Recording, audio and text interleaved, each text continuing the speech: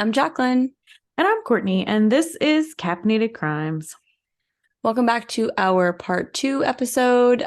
We typically record these back to back, but we did not this time. So hopefully it still flows smoothly if you are listening on Patreon and hearing them back to back. We've had like a whole week and a half-ish. Yeah. Yeah, a long time in between. A lot of stuff happened in that week and a half. So, it's just been it's been a wild ride this year, this second half of this 2022. But we're trucking along. We're doing our best. Speaking of a week and a half being between the episodes, as I was listening to the episode this morning, part 1, as my review, you kind of almost cursed yourself with a little bit with your perk of the week. I literally thought about that today. I was Mhm. like, that was my fault. That was why. Because as you remember, my perk of the week last week was that I signed up for the turkey trot. Not that I ran it, but joke's on me because I ran it alone because my cousin got sick and none of my family could make it. So, yeah. Yeah, that happens. Good times. I So did I'm end up literally, walking a 5K. I walked it with oh, very Nicole, nice. my brother-in-law's girlfriend. I'm very proud of you. We walked, we were struggling, but we did it. But yeah, I thought that when I listened today. And I also said in that episode, hopefully I'm still alive. Hello, here I am. I'm Yes. alive. You're Hanging not on by a talking. thread. But Yes. You're not listening to Courtney's ghost here. This is the real Courtney. She is still alive. And I'm never giving a even sort of preemptive perk of the week ever again. So I'm you've just learned gonna, your lesson. yes, I'm keeping all that to myself. Yeah, that's that. That's where we're at. We hope you guys had a wonderful Thanksgiving. I think we both still had a pretty good Thanksgiving despite all of the craziness that, always happens. Yeah, But and yeah. coming up on this episode, it'll be a week and a half from Christmas. So if Yeah. you don't get your Christmas shopping done right now, don't wait till Whoops. Christmas Eve. Nope. Don't. Amazon shipping's not that fast. Not during this Courtney's time. talking right to me right now, guys. This isn't even to you. Get your She's Christmas just, shopping yeah, done.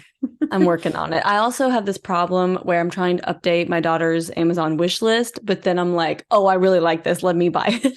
And so Maybe just whenever that happens, just send it to me. These are the priorities. Is there a way to like put your favorites, like highlight your favorites? I think there is actually. I think there might be like a, like instead of an Amazon's choice, like a Jaclyn's choice. Because I'm like looking at it and I'm like, oh yeah, I really want to get this. Oh, I really want to get this. And my mother-in-law is like, so you don't have any ideas for me? She's like, but you have plenty for yourself. And I'm like, yep, I sure do. Yeah, that's how it goes. Sorry. So but yeah, get your Christmas shopping done, guys. Yes. Just do it.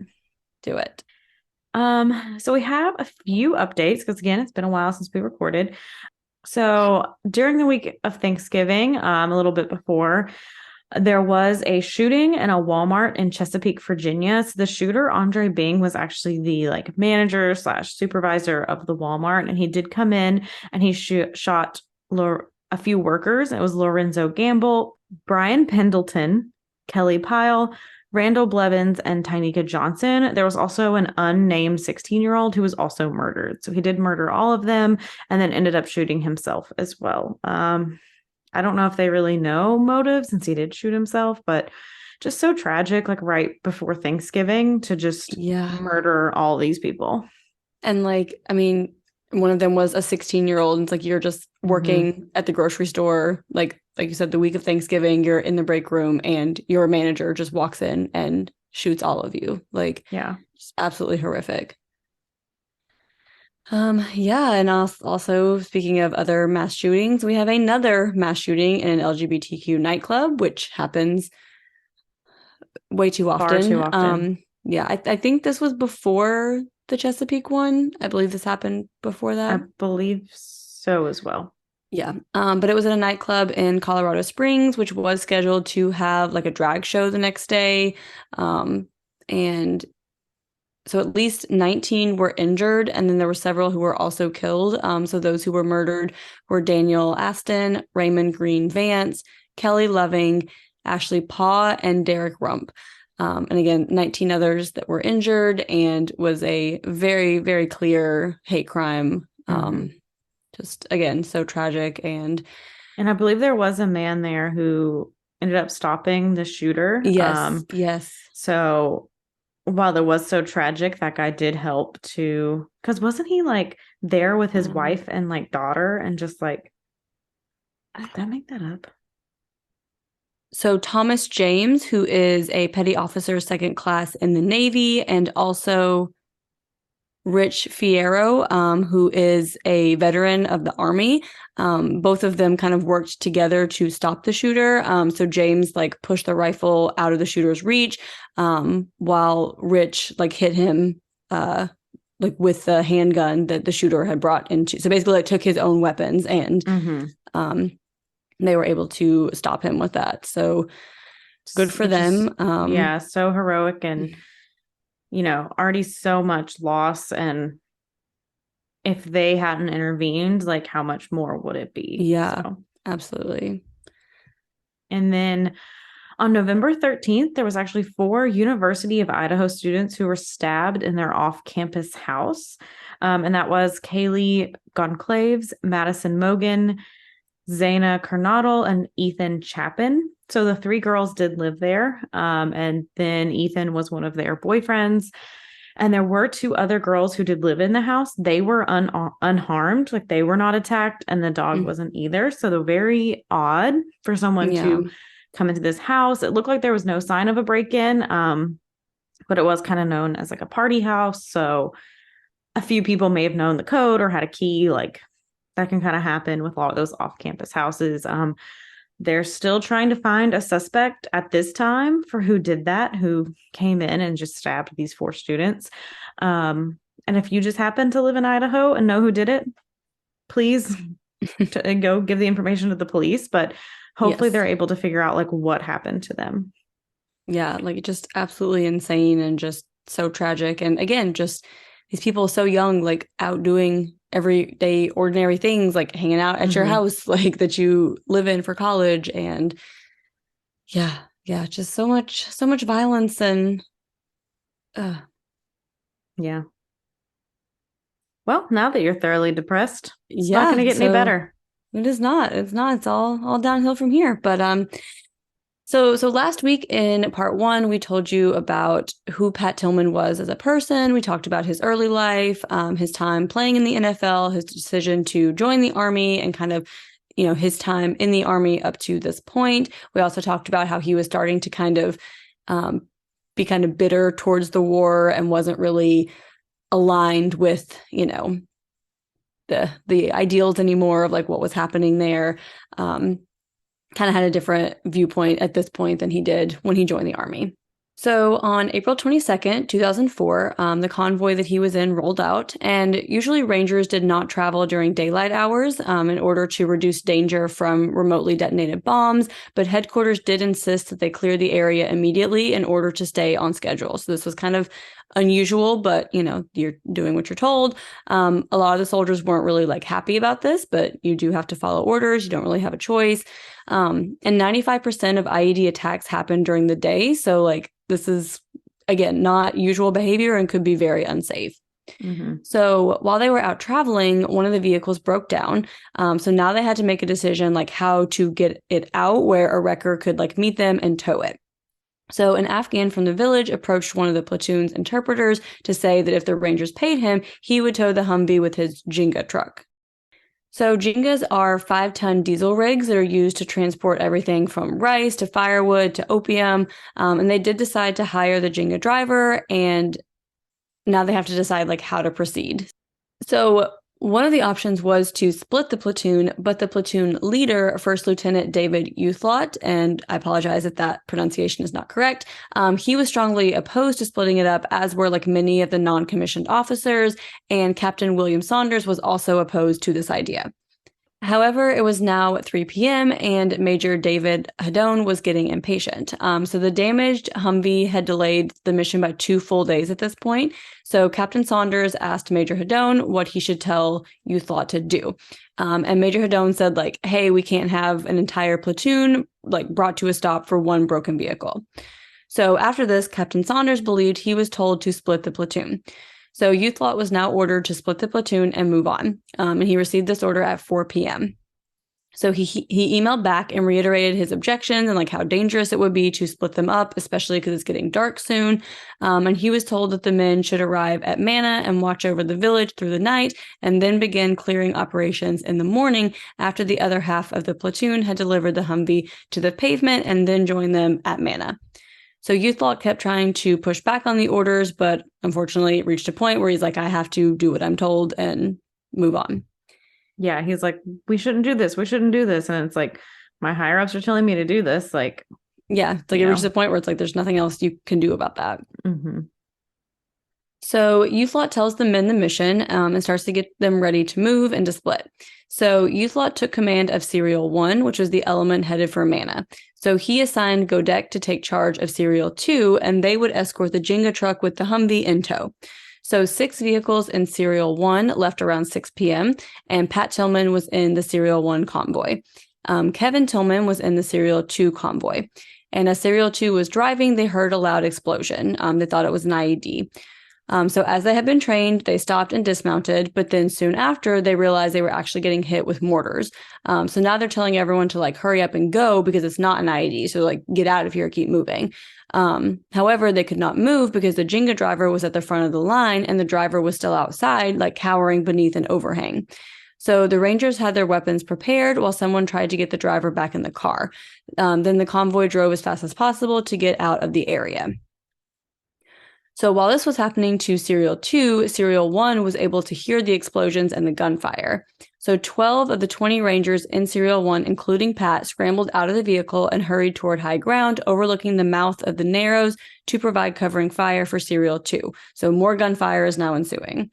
And the Rangers were soon unaware that they were being shot at by other Rangers. So a lot of the weapons that were being hit towards the Rangers were like weapons that neither the Taliban nor Al-Qaeda forces had. So they're essentially just shooting at each other. Like they didn't know what was happening. Like they're just, Which is why you don't split the platoon. Exactly.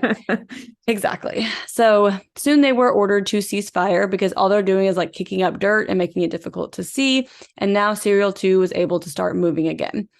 Then several American soldiers then hopped out of the Humvees and started shooting up the slope toward Pat Tillman and other Rangers who had been positioned for backup.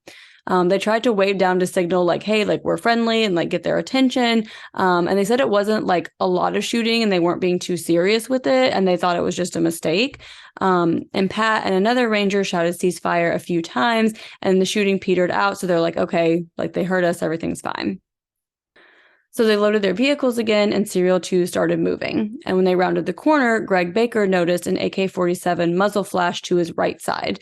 So it was a small, dark-skinned man with a black beard. And Baker assumed that the shooter was an Afghan, but he was wearing BDUs, which is a version of what Americans wear, which like should have triggered to Baker that he was not the Taliban. Baker said he saw him wearing BDUs, but he saw the weapon was pointed in his direction. So he thought this person was trying to kill him and his reflexes took over. He says.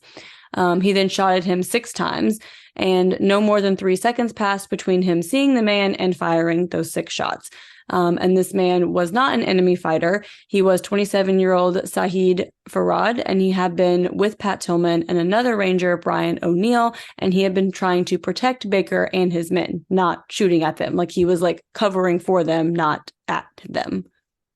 Yeah, and it's like there's a reason like these locals wear these BDUs. So it's like you look and you're like, oh, he is like an ally and not the enemy.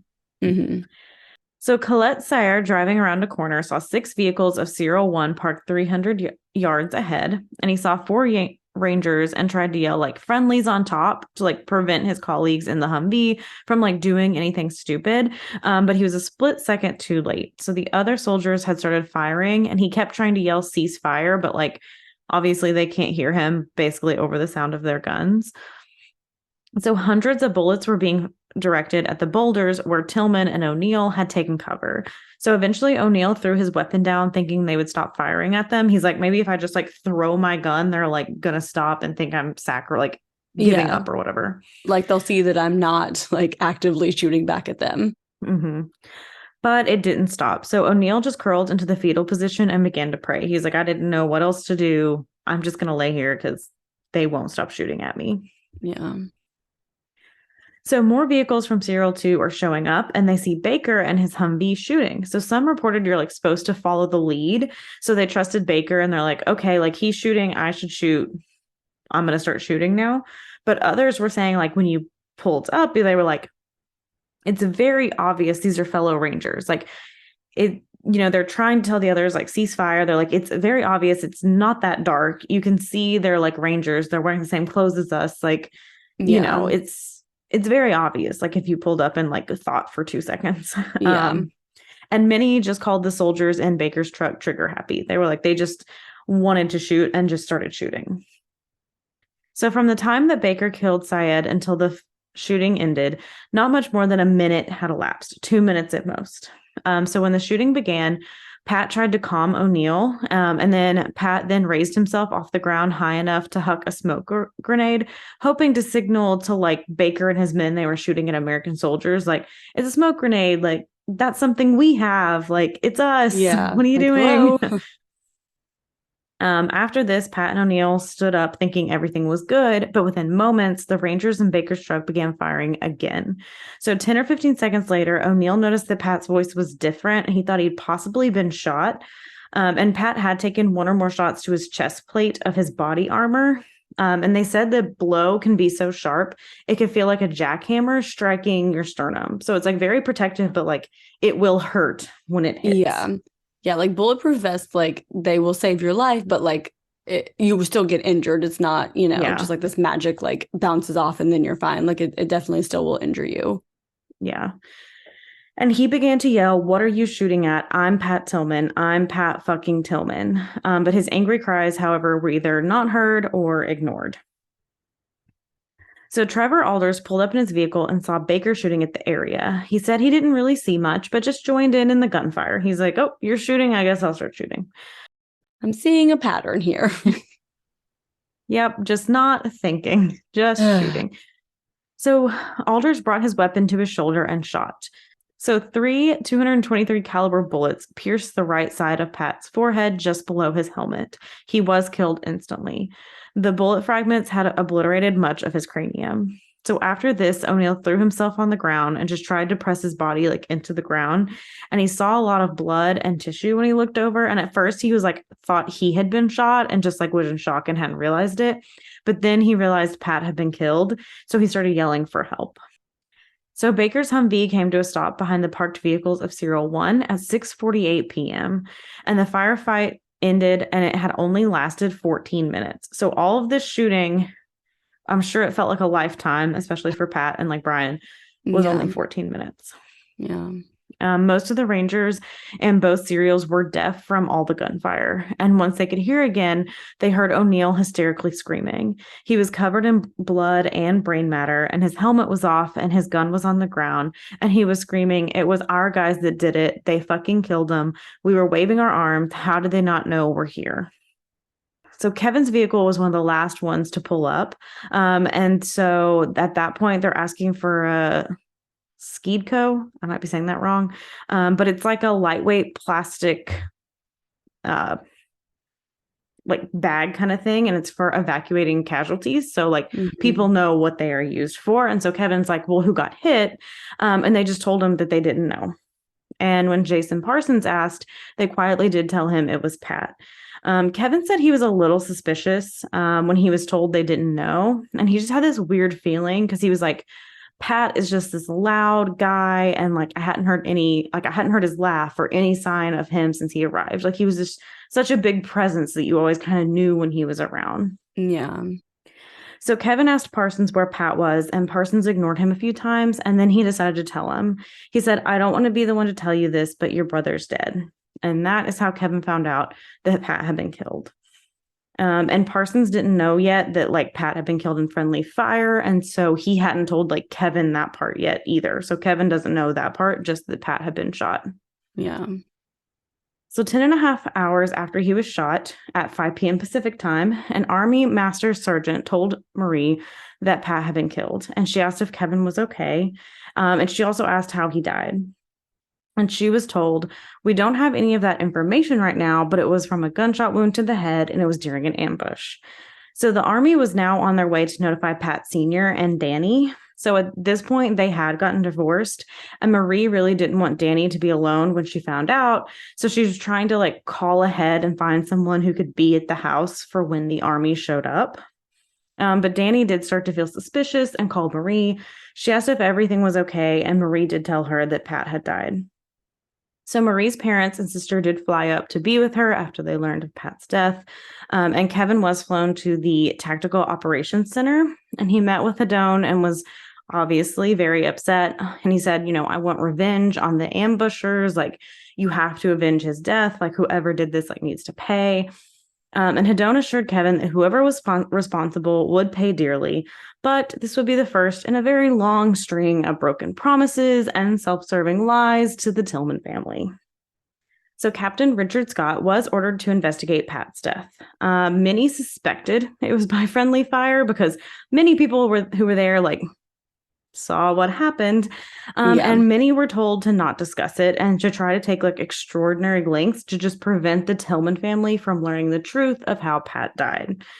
So Pat's body was going to be transported and Kevin was going to go with him. And Kevin asked to please find the small notebook that Pat carried and like wrote in. So actually in the book we mentioned as a resource, a lot of the book does have like old notebooks of Pat Tillman's where it's like his own words writing. So he did carry these, especially when he was deployed, just making notes. Like he'd write, about Marie and write about what was happening. So Kevin knew he had these notebooks and was like, please find that one. Like, we really want to have that one since it's like one of the last things he had as well. Yeah. But Kevin still does not know about the friendly fire, and everyone was ordered to not tell him, basically. Yeah, so things are just going to continue to get worse. Yep. So standard procedure dictates that when a soldier is killed in action, their uniform is left on their body for shipment back to the United States, so it can be removed during the autopsy and then analyzed as forensic evidence. So for reasons that have never been explained, Pat's uniform and body armor were removed at Salerno and placed in a trash bag. The clothes were then given to Sergeant James Valdez, who was ordered to burn the bag for security purposes, and Pat's notebook was in his pants and was destroyed as well. So on April 26th, Kevin arrived at Dover Air Force Base in Delaware, and Russell Bear had been sent along as well to keep Kevin company on the long journey. So before leaving Salerno, Bear was also ordered to keep his lips sealed. And Marie flew in from Seattle to meet their plane when they arrived in Dover, and an autopsy was performed, and the medical examiner was like really confused and angry when he discovered that Pat arrived naked. Like, this isn't how this is done. This doesn't make any sense. And when he heard that they were burned, he had no idea like why they would do such a thing. Again, this was not standard procedure at all. The medical examiner was told that Pat was shot by insurgents or the Taliban, but he didn't think that this lined up. So the gunshot wounds were atypical in nature, and the story and medical evidence just did not match up. And on April 28th, Marie, Kevin, and Russell Bear brought Pat home, and on April 30th, he was cremated. A public memorial service was scheduled for Monday, May 3rd. A Silver Star recommendation was written for Pat, and all the recommendation material that was submitted and approved was written to give the impression that Pat was killed by enemy fire. And on April 30th, the Army issued a press release announcing that Pat had posthumously been awarded the Silver Star, which is the third highest medal in America. He would also receive the Purple Heart. So on May 3rd, 2,000 people gathered at the San Jose Municipal Rose Garden for Pat's memorial service, and it was broadcasted on every major network. So many people spoke highly of Pat and told stories about him. And Richard, who was Pat's younger brother, got up and said, "Thank you for coming. He was not religious. He's not with God. He's fucking dead." Which, like, yeah, he is. Yeah, I think that's the thing too, is they're trying, all these people are getting up and being like, he gave his life and like making it all religious. And Richard's just like getting mad, being like, Pat was not religious. Yeah. He's not with God because he didn't believe in God. Like, exactly. He's just dead. Like, will you stop trying to make some big show of all of this when it's like they're trying to make should be happening. This like statement and like make him out to be a hero, and like not saying that he's not a hero, but like there's this whole like production, and he's just like, this was not him. This was not what he would have wanted. He is not religious, would not have wanted this like religious ceremony. Like he's dead, he's gone. That's it to him.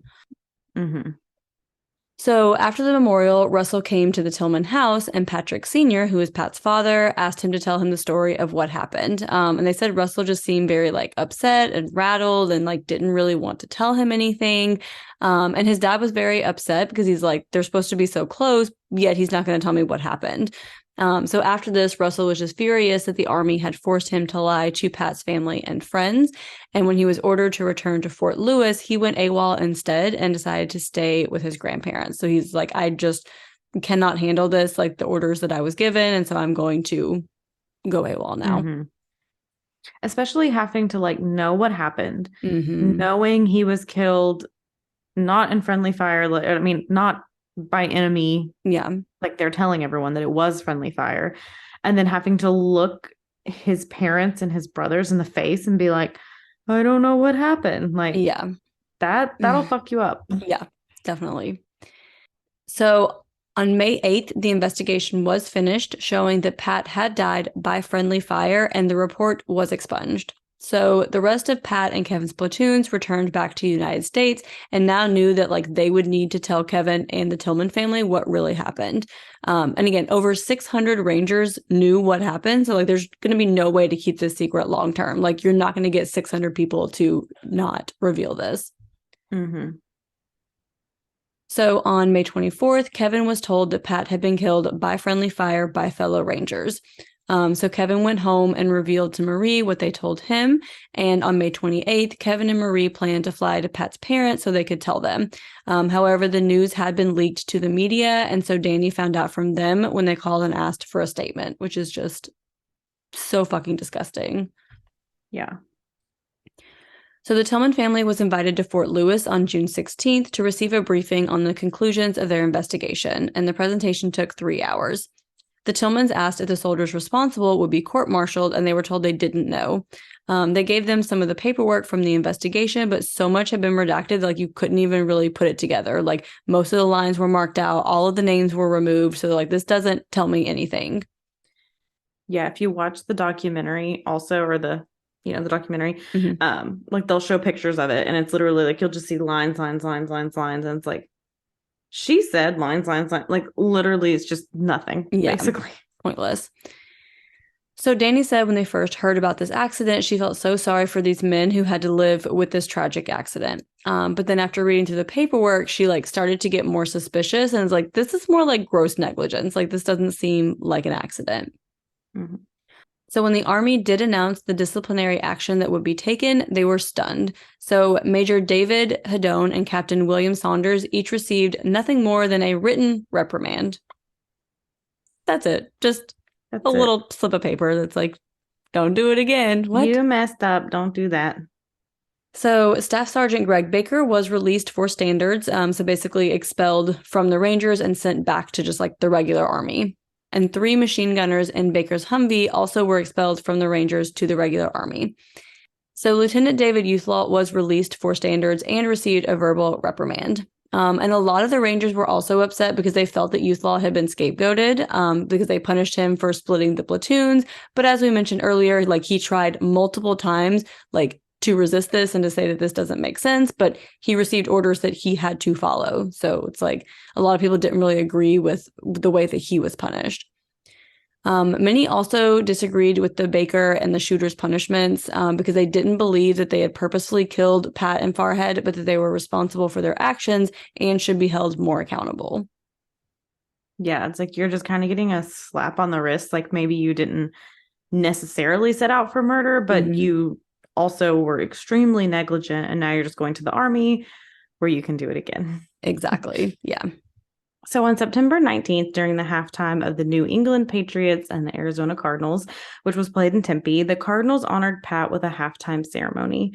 So they did have Marie, Richard, and Pat's parents walk onto the field, stand on the 50-yard line, and a huge Cardinals jersey imprinted with the number 40 was like unfurled in the bleachers. Like it was just kind of like brought down. And a brief video tribute from President George W. Bush was delivered on the Jumbotron.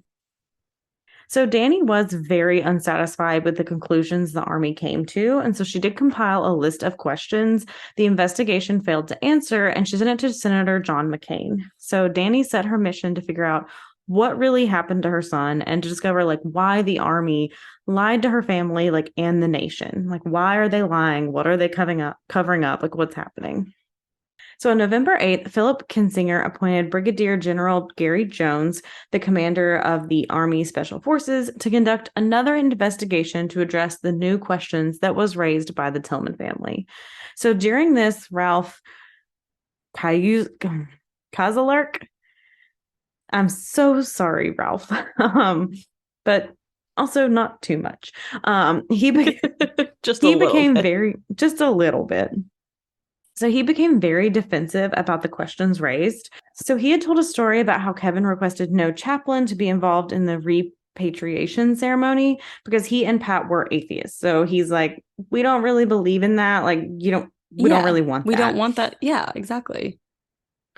But Ralph said, oh, well, we're doing it for everyone else. But Pat had made his wishes very clear in the past, though.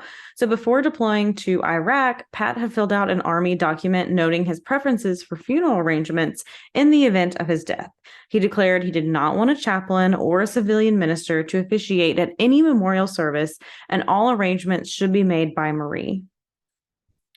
And actually, on the final line for any special instructions, he wrote, I do not want the military to have any direct involvement with my funeral. Like, you cannot get more clear what happened? That. Yeah. Do you remember when Richard was pissed off? Yeah. Yeah. And also, I'm pretty sure I read that like he snuck it out and brought it to Marie because he was like, I don't trust them. Like, here's a copy so that you have it. Yeah. So the fact that Pat, Marie, or honestly any of the Tillmans did not want a chaplain at the memorial was incomprehensible to Ralph. So Ralph pointed to their religious beliefs as the reason they, quote, wouldn't just let go and accept Pat's death. And he said nothing would make them happy. You are a vile human being. Mm-hmm. I don't care if so he's like, because you don't believe in God, that's why you won't just accept that Pat's dead and move on. When like, oh, if clearly something happened. Yeah, if you believed in God, you would just accept this bullshit fucking story and move on with your life. But I guess since you don't, you're just trying to stir up trouble. What? And obviously, these statements are harsh and completely inappropriate, especially for someone who's a higher rank in the military who's investigating a death by friendly fire. Mm-hmm.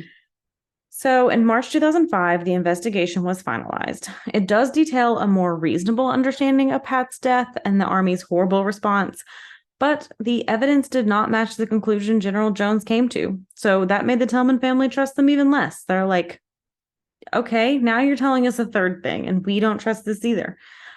So the medical examiner, Dr. Craig Malak, was asked why there would be any reason to believe it was more than friendly fire and if it could be more like criminal intent. He said it is very suspicious because every story, like including like from the most recent investigation, doesn't fully match the medical evidence. He said 3 shots were in a tight cluster less than 2 inches from one another. And he said he had asked everyone in the office if they thought they could shoot a cluster that closely from 50 to 100 yards away. And they all said no.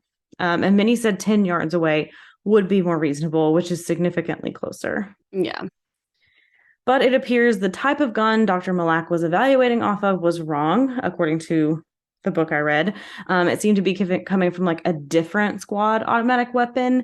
And with that weapon, it wouldn't be too difficult to replace like 3 rounds within 2 inches from 40 to 50 yards away, even when shooting from moving vehicles. So based on like that type of weapon, it is more reasonable than the one they had originally thought. Mm-hmm. So with all of these obvious cover-ups, they're determined to just like figure out who is responsible for all of this. And the only officer who received anything resembling punishment was Lieutenant General Philip Kissinger. And he'd actually already retired from the Army 18 months prior. So the only person punished had already retired. Yeah. And media did call some people out on this, like during press conferences, being like, the only person you punished has already retired. It's obviously not just one person. Like, this is not just Philip Kinzinger. Like, it's Yeah. not just him. And he was actually in the documentary and was kind of also hurt by this, where he's like, I gave my whole life to the army and then I retire. And then I think he was even given like disciplinary actions like from his retirement. So he's like, I did all this and then I get screwed anyway, when Yeah. clearly it's not just me. And the army still downplays anyone's involvement in a cover up. It was just a quote, misinformed action on multiple officers and a perfect storm of mistakes. But I think anyone who knows the military knows that soldiers do not make decisions like this really on their own without being told to do so. And in the documentary, Russell himself is quoted saying, "You don't take a piss without permission." He's like, "You don't go to the bathroom before someone tells you to." Like, yeah. So Kevin finished his contract with the Army in July 2005.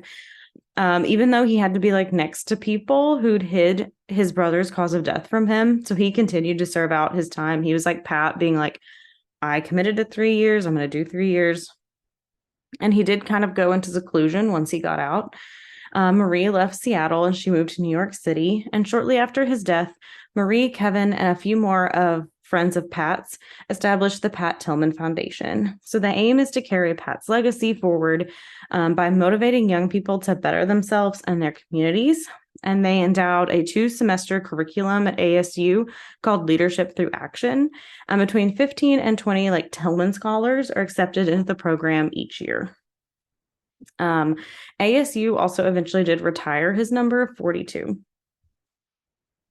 So, not long after his death, a remote Army fire base 7 miles south of where he was killed was named in his honor, Forward Operating Base Tillman. So, Dannie tried for years to press the Army on what all happened to her son and what all was covered up, and she did phenomenal work.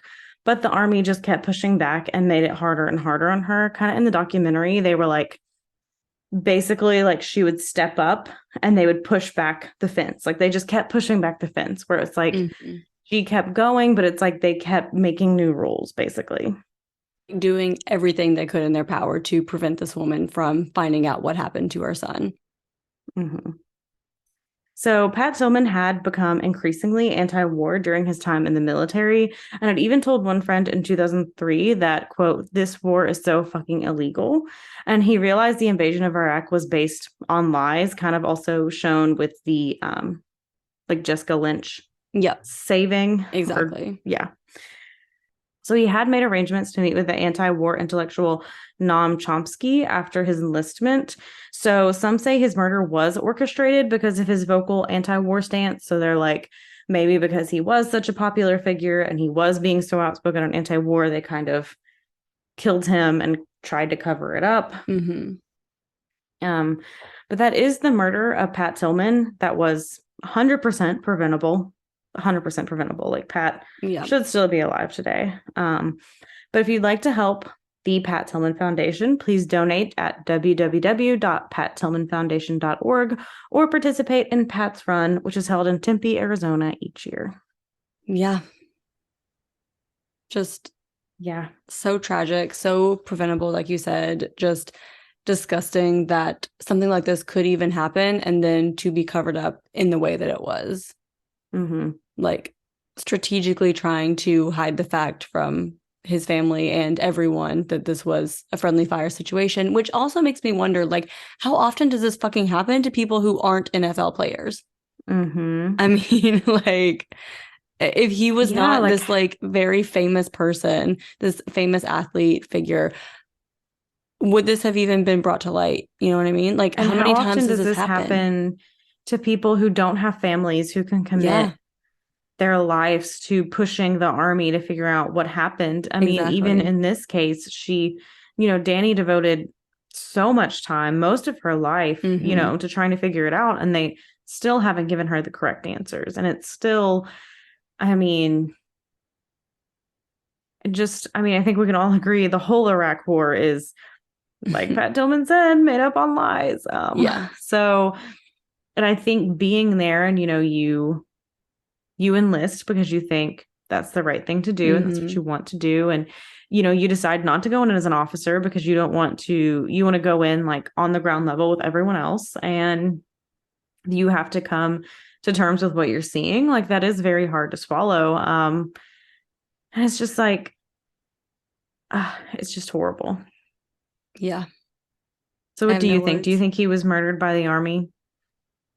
I don't know. I don't know. My husband wanted to know before we did this episode if we were going to like cover that specific fact about it. And I asked him if that's what he thinks happened. And he said he doesn't know either, but he's also read a lot into it about people that do think that that's why one, that he was killed to begin with, why it was so covered up with like his notebook being burned and like things like that, like his meeting with this person to like talk about being anti-war, that they're like, oh, like we have to shut him up. I don't know, like something doesn't add up. It doesn't seem like too many things happened that day for it to be a coincidence, I feel like. Yeah. That is the hard thing, because I'm like they said with not keeping it a secret that it was friendly fire, how do you get that many people to be quiet if it was orchestrated, you know? True. That is or true. do you just tell one person, you know, but like, I feel like also I'm like, how do you know Pat will run down to start? You know what I mean? Like, Yeah. how do you make sure he's in the right spot? You know what I'm saying?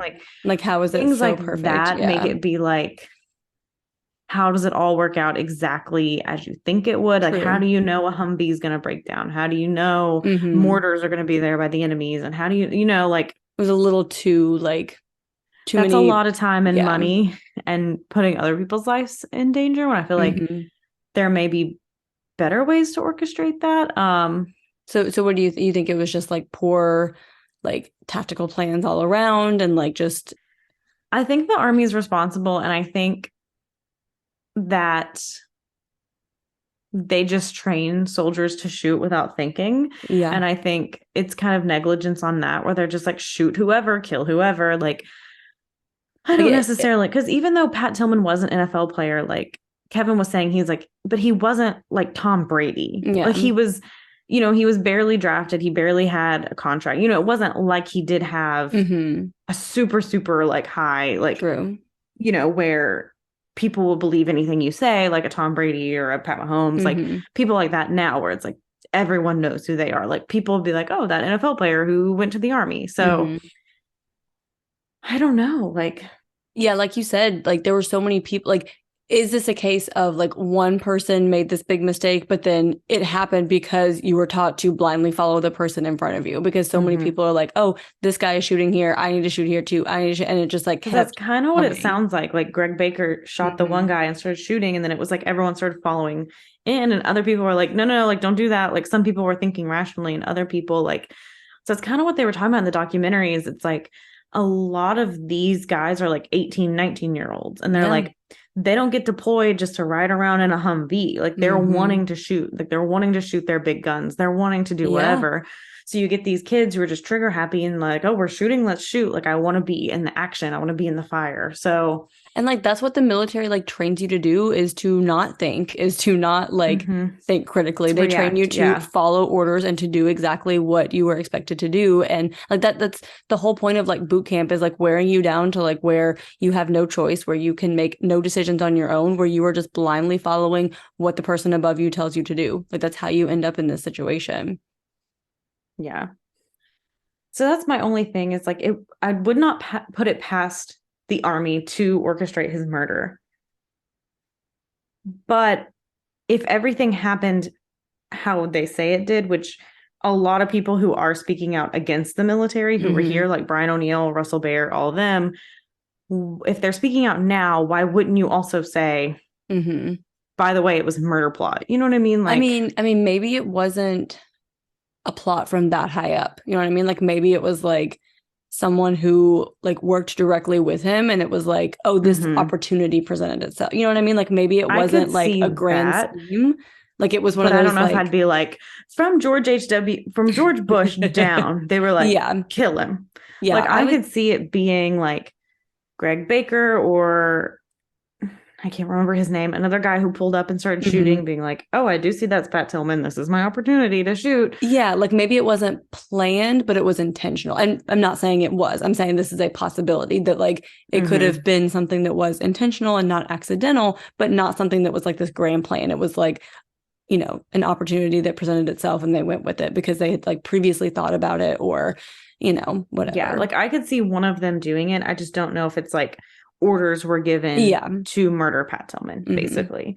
But either way, I do think it is on the Army 100% because definitely. you know how dangerous it is to travel during the day. Like in the book, it was literally saying like people who were in Iraq and like Afghanistan and all that, like they knew like the US controls the night. Yeah. They were like United States, like whatever their soldiers are out at night and stuff, like they control it. Like during the day, that's our time. That's when we have our IDs. That's when we can do this. That's when, 95% of attacks happen during the day. So it's like, if you know this fact, like, why would you not just tell them, like, let's be safe. Who cares if it takes longer? Yeah.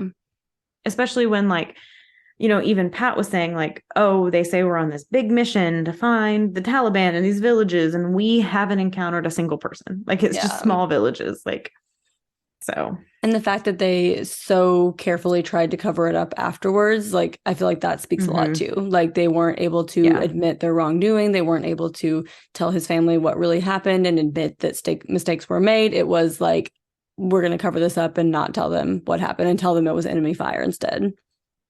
Yeah. So I would say it's either way, gross negligence on the Army, but I don't know if I'd say it was a big orchestrated plan or if it could be like one guy being like, yeah, like I know you're anti-war. I'm so over this, like whatever, taking an opportunity, but